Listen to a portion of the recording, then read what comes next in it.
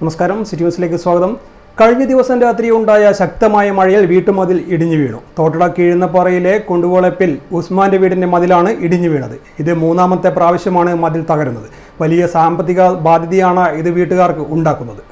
ആദ്യത്തെ 2 തവണയും ഇത് കെട്ടി ഉയർത്തുന്നതിന് 2 ലക്ഷത്തോളം രൂപ ചെലവഴിച്ചു. ഇനിയും 1 ലക്ഷം രൂപ ചെലവഴിച്ചെങ്കിൽ മാത്രമേ ഈ മതിൽ പൂർവ്വസ്ഥിതിയിൽ ആക്കാൻ കഴിയൂ. റോഡിലേക്ക് വീണ് കിടക്കുന്ന കല്ലും മണ്ണും നീക്കം ചെയ്യാൻ തന്നെ വലിയൊരു തുക വേണ്ടിവരും. മത്സ്യവില്പനക്കാരനായ തനിക്ക് പ്രായാധിക്യം കാരണം ജോലി ചെയ്യുന്നതിനും പ്രയാസമാണെന്ന് ഉസ്മാൻ പറഞ്ഞു.